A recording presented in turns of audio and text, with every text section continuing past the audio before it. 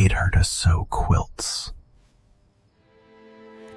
She used them to move 168 people to freedom. And no one noticed until it was too late. Louisiana Delta, 1849. A plantation called Red Hollow, and a woman named Lydia Shaw. 32 years old, quiet, precise, invisible. They knew her as the seamstress, the one who worked upstairs in a room full of light, where fabric became beauty, and beauty became profit. Her quilts sold for more than crops, more than livestock. Soft colors, perfect lines, intricate patterns. Harmless. But what they saw was decoration. What Lydia created was direction. Because every quilt she made said something. A star meant north. A crooked path meant don't go straight. A square could mean safety or danger, depending on how it was placed. To them, it was just art. To the right eyes, it was a map. Lydia didn't invent the code. She inherited it from her grandmother, taught in whispers at night. Patterns speak if you know how to listen. So Lydia listened, and then she made it better. She didn't just sew directions. She sewed information. Patrol routes, river crossings, safe houses. Every careless word spoken in the big house became part of the fabric, without them ever realizing it. Because the more they trusted her, the more they revealed. And Lydia remembered everything. For 6 years, she worked like this. Quiet, careful, precise. One quilt at a time, helping small groups disappear. 3 people, 4, maybe 5. Never enough to raise alarm, never enough to be seen. Until one day, they took something from her. Not money, not time. Her daughter. 12 years old, sold south, gone. Lydia didn't cry, not in front of them. She kept sewing. Same patterns, same steady hands, same quiet face, like nothing had changed. But that night, everything did. Because patience only works when you still have something to lose. And Lydia Shaw had nothing left. So she stopped planning small escapes and started designing something else, something bigger. Not 3 people, not 5 people, not 5. An entire exodus. One night. One map. One chance. To break everything. Lydia didn't need time to decide. She needed time to build it right.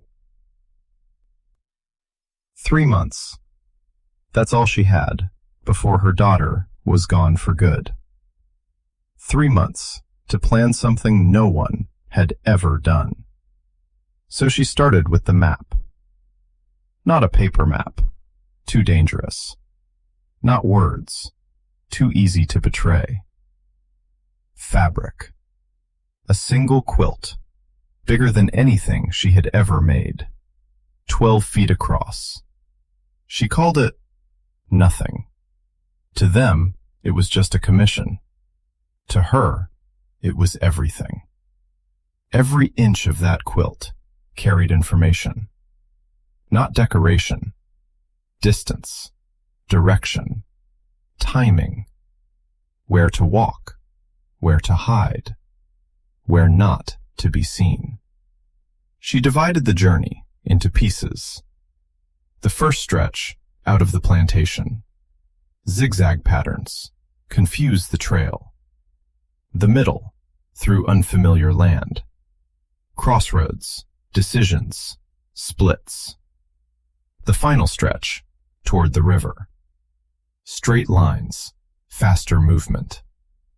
52 miles, hidden in thread. 7 safe houses, 4 crossing points, all stitched into something they would sell for profit, without ever seeing it. But a map means nothing if no one can read it. So Lydia built something else, a system. Not one group, 14. 14 cells, 12 people each, small enough to move, large enough to matter. Each cell had a leader, not chosen by strength, chosen by control. People who didn't panic, didn't talk, didn't break. She trained them slowly, not in groups, one at a time. A blanket, a bag, a piece of cloth, each carrying part of the map, each carrying a lesson. This pattern, it means don't go straight. This one, follow water. To anyone listening, it meant nothing. To the right person, it meant survival. Piece by piece, they learned, memorized, understood, until the map was no longer in the quilt. It was in them. Then came the preparation. Food, taken slowly, never enough to notice. Shoes, stitched in secret. For walking miles, they were never meant to walk. Routes, walked in memory. Landmarks, burned into the mind. Trees, rivers, turns in the earth. And above all, silence. No one spoke of it. Not fully, not clearly. Because if one person slipped, everything died with them. Everyone. So they waited, worked, obeyed, pretended, until the plantation forgot that anything was possible. And Lydia kept sewing. Hour after hour, day after day, until the quilt was finished. Perfect, beautiful, and dangerous. They admired it, praised it, planned to sell it, never realizing they were looking at a map that would empty their entire world. A plan that big doesn't fail slowly. It collapses all at once. So Lydia chose her moment, carefully. Not the safest night, the weakest one. A birthday. The master turning 60. A celebration. Guests arriving, wine flowing, music loud. The kind of night when no one is watching. Not closely enough. June 17th. Late evening. After dark. But a date means nothing if you can't tell anyone. So Lydia didn't announce it. She buried it inside normal words. Be ready for a long night. Work might run late. Stay close after dark. Nothing unusual, but to the ones who knew, it meant everything. The message moved quietly, leader to leader, never in groups, never repeated the same way. And still, most of them didn't know. Not yet. They only felt it. Something coming. Something different. The week before, The air changed. Not louder, heavier. Lydia moved like always. Same room, same needle, same quiet hands. But inside, everything was counting down. Minutes, steps, mistakes. She checked everything. Not once, again and again. The distance between trees, the timing between patrols, where the ground softened, where it held, where sound traveled, and where it disappeared. Because one noise, one wrong step, could end all of it. The leaders did the same, walking routes in their minds, replaying patterns, counting turns, until the map felt like memory, not instruction. And still, they said nothing, because silence was the only thing protecting them from each other. On the final day, everything felt too normal, too quiet. Work continued, orders given, voices steady, routine. But underneath, connections flickered, eyes meeting, small nods, no words. 14 leaders, ready. 168 people, holding it together, waiting. As the sun dropped, the celebration began. Music, laughter, glass, noise. The perfect cover. White guests filled the house. Overseers drinking, distracted. The system looking the other way. At 8:30, the first group moved. Not running, not rushing. Just walking, like it meant nothing. 10 people, slipping into the dark, unnoticed. 15 minutes later, another 10. Then another, and another. A pattern, not chaos. Precision. From the outside, nothing had changed. The party still burned. Music still played. But piece by piece, the plantation was emptying, without a sound. Lydia waited. Not first, not last. Right in the middle, where she could still adapt if something broke. At 12:15, she stood, picked up her bundle, looked once at the room, the place where she stitched everything. Beauty, pain, escape. Then she stepped into the night, not to sew anymore, but to follow what she had already made. The moment Lydia stepped into the dark, there was no turning back. No second plan, no second chance. Only movement. The woods swallowed them. Branches low, ground uneven. No path, just direction. Behind them, music still played. In front, nothing. Just black. And memory. Follow the bend. Stay near water. Don't cross open ground too long. The map wasn't in their hands anymore. It was in their heads. Every step, a decision. Lydia's group moved fast. Not running, controlled. Too fast, they'd make noise. Too slow, they'd be caught. Somewhere behind them, a dog barked. Everyone froze. No one spoke. No one breathed. Not yet. The sound faded. Lydia raised her hand. Move. They crossed the first road, one by one. Quick, clean. No light, no voices, just shadows passing through shadows. Hours passed. The forest thinned, Too exposed, too open. Lydia slowed them down, adjusted, changed angle.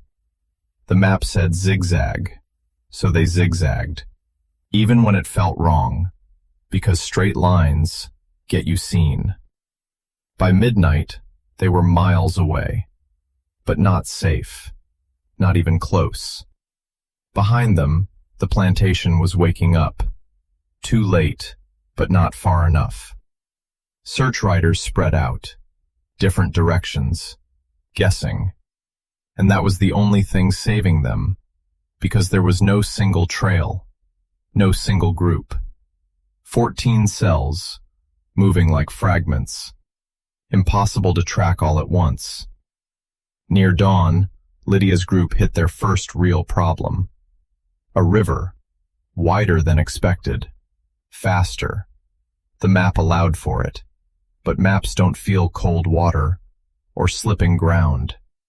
They had to cross. No time to search, no time to debate. One by one, they stepped in. Cold, deep, unforgiving. One woman slipped. A hand caught her, barely. No screams, no panic, just movement, because panic would kill all of them. They reached the other side, soaked, shaking, alive. Fire, no rest. Just a few minutes to breathe, then move again. Daylight was coming. And daylight was danger. They found cover. Dense brush, fallen trees, places no one would look twice. And there, for the first time, they stopped. Not to relax, to survive. All across the land, other groups were doing the same. Hiding, waiting. Some made it clean. Some didn't. One group spotted near open ground. Another lost a member in the dark. Left behind. Because stopping meant losing everyone. This wasn't a story anymore. It was a calculation. Distance, time, risk. And Lydia knew not all of them would make it. She accepted that before they ever left. But enough would. Enough to matter. As the sun rose, the land looked normal again. Fields, trees, water. Nothing unusual. Except hidden beneath it, 168 people, no longer where they were supposed to be. And every mile forward made them harder to bring back. Harder to own. Harder to erase. By the second night, they were no longer running. They were surviving. Every step cost something. Energy, strength, people. Some groups moved faster, some fell behind, some never caught up again. But the pattern held. 14 cells, 14 chances, scattered, unpredictable, impossible to stop all at once. On the third day, the first group reached it. The river, wide, cold, and on the other side, something none of them had ever touched. Freedom. No cheers, no celebration, not yet, because crossing was the most dangerous part. A small boat, barely enough, trip after trip, back and forth in silence. Each crossing, a risk, each return, a gamble. If they were seen, it would all end there.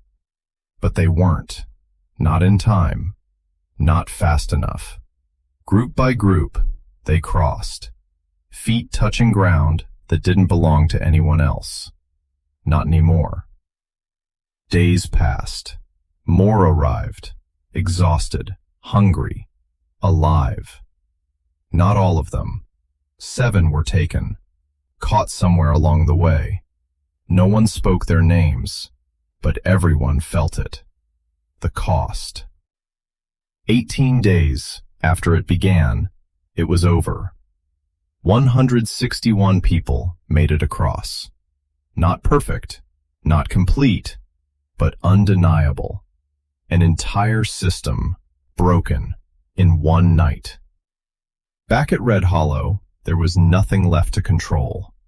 Fields empty, quarters silent, power gone. They searched, tracked, blamed each other, but they never found her, never found the map, never understood how it happened, because the answer had been in front of them the entire time, stitched into fabric, hanging in plain sight, sold for profit. Lydia Shaw kept moving north, through Ohio, through Pennsylvania, until the land itself changed, where no one could sell her, no one could take from her anything again. And years later, she still sewed. Same hands, same precision, different purpose. Now, she didn't hide the meaning. She taught it, passed it on, because what she made was never just a quilt. It was proof that control can be broken. Without force, without noise, just patience and the right pattern.